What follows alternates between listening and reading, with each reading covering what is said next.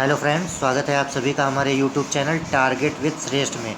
दोस्तों, आज 7 नवंबर 2025 की सारी महत्वपूर्ण अपडेट्स इस वीडियो के माध्यम से कवर करेंगे, तो बने रहिएगा वीडियो के अंत तक।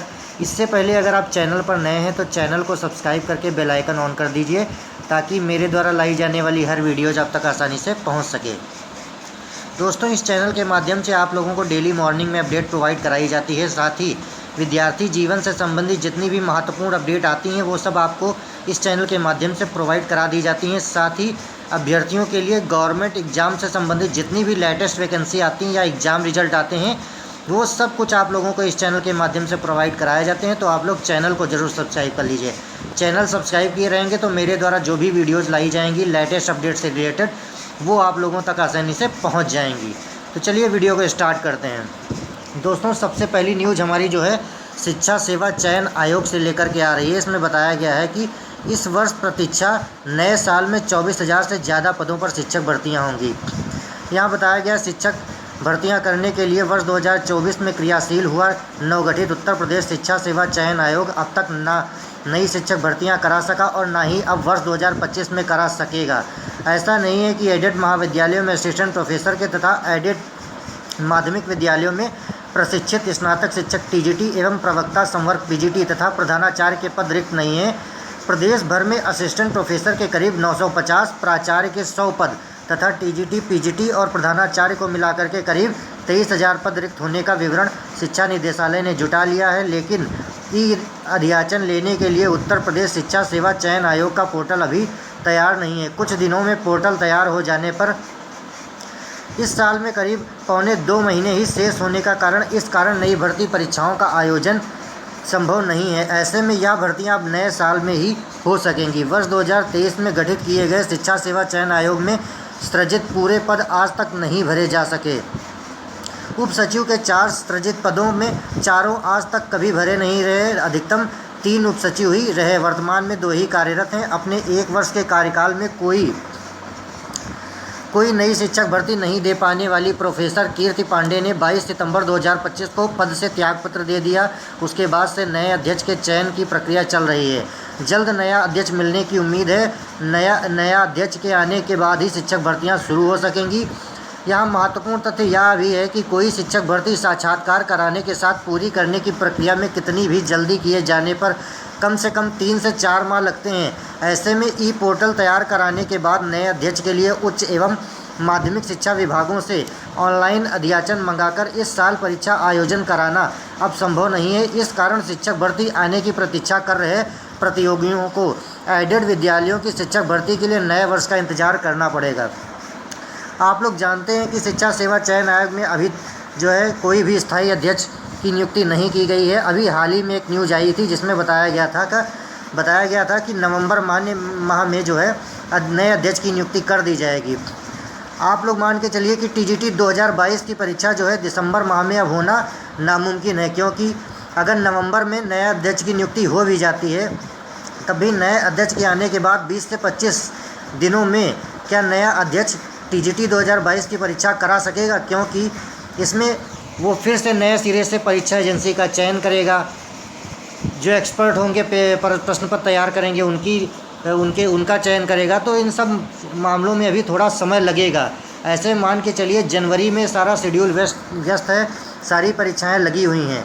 ऐसे मान के चलिए अगर 10 फरवरी से पहले टीजीटी 2022 की परीक्षा नए अध्यक्ष करा देते हैं तो ठीक है। बाकी अगर 10 फरवरी से पहले टीजीटी का एग्ज़ाम नहीं होता है तो आप लोग जानते हैं कि 18 फरवरी से 12 मार्च तक यूपी बोर्ड की परीक्षाएं कंडक्ट कराई जाएंगी। उसकी स्कीम आ चुकी है। तो अब 12 मार्च के बाद अगर 10 फरवरी से पहले टीजीटी का एग्ज़ाम नहीं होता है तो मान के चलिए 12 मार्च के बाद ही फिर कोई एग्ज़ाम आयोजित करा सकेगा आयोग। ऐसे में देखना ये है कि अब ये टीजीटी 2022 की परीक्षा आयोग कब तक करा पाता है। फ़िलहाल दिसंबर माह में टीजीटी का एग्ज़ाम होना असंभव है। अब ये एग्ज़ाम अगर 10 फरवरी से पहले नहीं होता है तो मान के चलिए मार्च और अप्रैल में ये एग्ज़ाम जाएगा। बाकी मैं तो यही कहूँगा, जो लोग अभी हाल ही में एग्ज़ाम देने वाले हैं, जिस किसी भी वैकेंसी से रिलेटेड अभी हाल ही में एलटी ग्रेड का एग्ज़ाम दिसंबर जनवरी माह में लगा है, जिन लोगों ने इसके लिए फॉर्म फिल किया है वो लोग अपनी तैयारी अच्छे से करते रहिए, क्योंकि आपका उद्देश्य एक गवर्नमेंट जॉब लेना है, ना कि टीजीटी में लेना है। जहाँ भी आप लोगों को मौका मिले आप लोग एक सीट कंफर्म कीजिए, क्योंकि आप लोग शिक्षा सेवा चयन आयोग का हाल तो जान ही रहे हैं।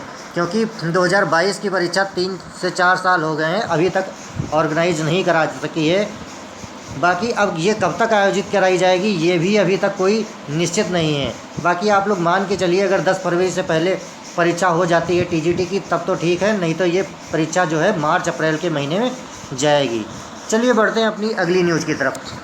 दोस्तों हमारी अगली न्यूज़ जो है वो एसएससी सीएचएसएल को लेकर के है। इसमें बताया गया है सीएचएसएल के एक पद के लिए 981 ने की है दावेदारी।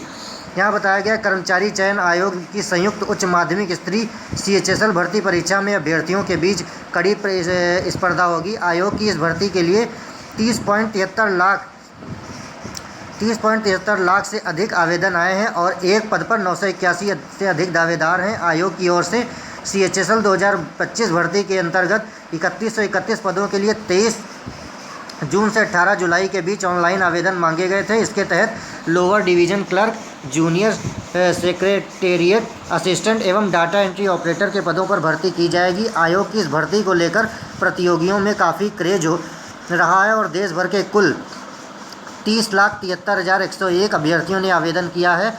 इस तरह से हर पद के सापेक्ष 981.50 आवेदन पहुँचे हैं। हालांकि टीयर 1 परीक्षा का परिणाम जो है आने तक पदों की संख्या में मामूली बढ़ोतरी की उम्मीद की जा रही है। तो आप लोग देख लीजिए, एसएससी ने जो है 3131 पदों पर जो आवेदन मांगे थे जून जुलाई में, उसमें टोटल आवेदन जो है 30,73,101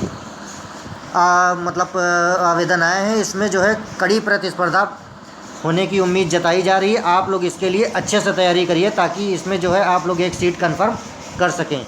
तो चलिए बढ़ते हैं अपनी अगली न्यूज़ की तरफ।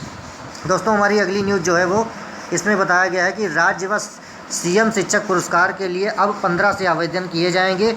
बेसिक और माध्यमिक विद्यालयों के उत्कृष्ट शिक्षकों को सम्मानित करने के लिए राज्य सरकार ने शैक्षिक सत्र 2025-26 के राज्य अध्यापक पुरस्कार और मुख्यमंत्री अध्यापक पुरस्कार की चयन प्रक्रिया शुरू कर दी है। विभाग ने इसके लिए संशोधित समय सारणी जारी करते हुए स्पष्ट किया है कि आवेदन की प्रक्रिया इस बार पूरी तरह ऑनलाइन पोर्टल के माध्यम से होगी।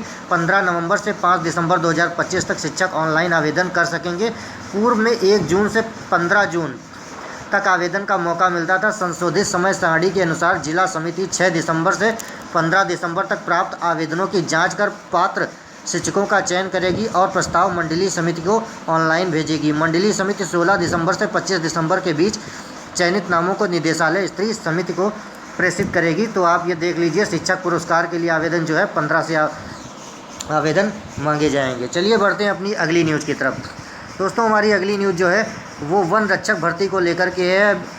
अभी जो है यूपी SSSC ने हाल ही में अपनी जितनी भी विज्ञापन जारी किए थे उन सबकी एग्ज़ाम डेट जारी कर दी हैं।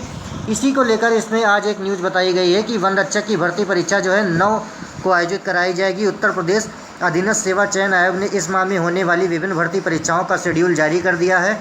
वन विभाग से लेकर लिपिकीय पदों तक की मुख्य व टाइपिंग परीक्षाएं तय तिथियों पर आयोजित की जाएंगी। वन विभाग के अधीन वन रक्षक और वन्यजीव रक्षक के 709 पदों पर भर्ती के लिए मुख्य परीक्षा 9 नवंबर को आयोजित की जाएगी। आप लोग देख लीजिए, वन्य रक्षक और वन्यजीव रक्षक के 709 पद जो हैं उनकी भर्ती परीक्षा जो है 9 नवंबर को आयोजित की जाएगी। यह परीक्षा सुबह 10 से दोपहर 12 बजे तक लखनऊ के 47 और झांसी के 10 परीक्षा केंद्रों पर होगी। परीक्षा में कुल 29,217 अभ्यर्थी शामिल होंगे। अभ्यर्थी आयोग की वेबसाइट से अपने एडमिट कार्ड डाउनलोड कर सकते हैं। विभिन्न विभागों में आशुलिपिक के 333 पदों पर चयन के लिए मुख्य परीक्षा 16 नवंबर को दोपहर 3 से 5 बजे तक होगी। इसके अलावा सिंचाई एवं जल संसाधन विभाग में नक्सान 20 और कृषि विभाग में मानचित्रक के कुल 283 पदों के लिए परीक्षा उसी दिन सुबह 10 से 12 बजे तक आयोजित की जाएगी। मुख्य परीक्षा के लिए शॉर्टलिस्ट अभ्यर्थियों की सूची और परीक्षा केंद्रों की जानकारी आयोग की वेबसाइट पर जारी की गई है। अभ्यर्थी शुल्क जमा करने के बाद प्रवेश पत्र डाउनलोड कर सकते हैं। वहीं कनिष्ठ सहायक मुख्य परीक्षा के अंकों के आधार पर चयनित अभ्यर्थियों की टाइपिंग परीक्षा 22 नवंबर से शुरू होगी। 23 नवंबर को कनिष्ठ लिपिक और सहायक स्तर 3 पदों की टाइपिंग परीक्षा होगी। 18 दिसंबर को सहायक स्टोर कीपर और सहायक ग्रेड 3 की टंकण परीक्षा यानी कि टाइपिंग टेस्ट जो है कराया जाएगा। अभ्यर्थियों को हिंदी और अंग्रेजी दोनों भाषाओं में टाइपिंग परीक्षा देनी होगी। अभ्यर्थी विस्तृत जानकारी आयोग की वेबसाइट पर देख सकते हैं। तो आप लोग देख लीजिए, जिन लोगों की टाइपिंग या जिन लोगों की परीक्षा जिस डेट में लगी है वो लोग उस डेट को मानकर अपनी तैयारी करते रहिए और अपनी एक सीट कंफर्म कीजिए। आपका उद्देश्य एक सरकारी नौकरी लेना है, क्योंकि आप लोग जानते हैं कि उत्तर प्रदेश में सरकारी नौकरियों का क्या हाल है। तो जहाँ पर भी मौका मिले आप लोग जो है वहाँ पर अपना आवेदन करिए और जिनकी परीक्षा लगी है वो लोग अपनी अच्छे से परीक्षा दीजिए, अपनी एक सीट कंफर्म करिए। चलिए बढ़ते हैं अपनी अगली न्यूज़ की तरफ। दोस्तों हमारी अगली न्यूज़ जो है वो पीएचडी प्रवेश को लेकर के, इसमें बताया गया है कि पीएचडी प्रवेश के लिए 21 नवंबर तक आवेदन किए जा सकेंगे। इसमें बताया गया भारतीय सूचना प्रौद्योगिकी संस्थान IIIT झलवा ने पीएचडी कार्यक्रमों के जनवरी 2026 सत्र में प्रवेश की प्रक्रिया शुरू कर दी है। संस्थान ने राष्ट्रीय शिक्षा नीति 2020 पर आधारित 2 श्रेणियां पीएचडी एक्सटर्नल फेलोशिप के साथ और पीएचडी के तहत ऑनलाइन आवेदन मांगे हैं। इस बार 4 वर्षीय स्नातक पूरी करने वाले छात्र भी सीधे पीएचडी में दाखिला ले सकेंगे। IIIT में पीएचडी प्रवेश के लिए परास्नातक स्तर पर न्यूनतम योग्यता संबंधी क्षेत्र में 60% या 6 CGPA अंक होने चाहिए। 4 वर्षीय स्नातक कार्यक्रम के बाद सीधे पीएचडी के लिए 70% होना चाहिए। अंतिम वर्ष के छात्र भी निर्धारित शर्तों के साथ आवेदन कर सकते हैं। आवेदन शुल्क अनारक्षित EWS OBC श्रेणी के लिए 500 रुपये व SC ST PWD उम्मीदवारों के लिए 250 रुपये है। संस्थान ने साफ किया है कि यदि कोई अभ्यर्थी एक से अधिक विभाग में आवेदन करना चाहता है तो उसे प्रत्येक विभाग के लिए अलग अलग आवेदन जमा करना होगा। प्रवेश प्रक्रिया 2 चरणों में होगी। पहले चरण में 100 अंकों की स्क्रीनिंग टेस्ट होगा। गेट या नेट आदि उत्तीर्ण अभ्यर्थियों को पहले चरण से छूट दी जाएगी।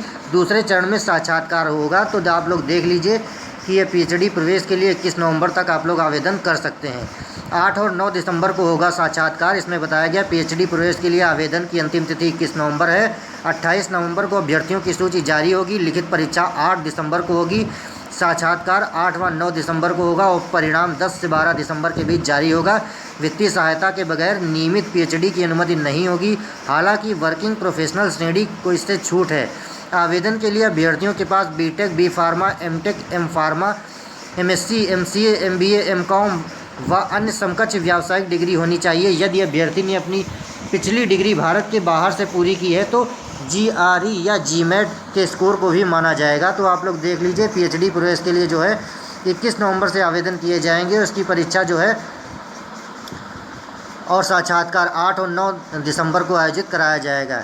दोस्तों ये रही हमारी आज की सारी महत्वपूर्ण अपडेट्स जो आज के विभिन्न समाचार पत्रों के माध्यम से आई थी।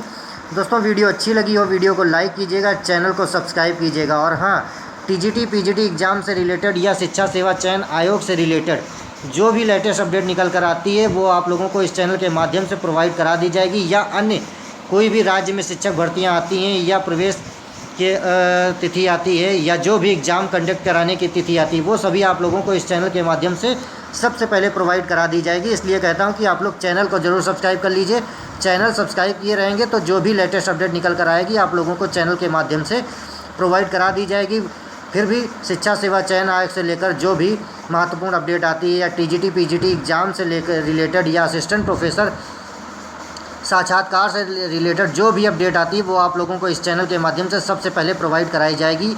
अगर आप लोग चाहते हैं कि आप लोगों को इस चैनल के माध्यम से सारी अपडेट बराबर मिलती रहें और ऑथेंटिक न्यूज़ मिलती रहें तो आप लोग चैनल को ज़रूर सब्सक्राइब कर लीजिएगा। बाकी बहुत सारे लोग जो हैं नए अध्यक्ष के लिए डेली वीडियो बना रहे हैं कि ये नए अध्यक्ष की नियुक्ति इस दिन हो गई, ये नए अध्यक्ष की नियुक्ति उस दिन हो गई, TGT की परीक्षा दिसंबर में होगी या ये अब होगी। वो लोग नए वीडियो रोज़ बनाते रहते हैं। इसका कोई भी मतलब नहीं है। इसका मतलब सीधा ये है कि अभ्यर्थियों को परेशान करना है।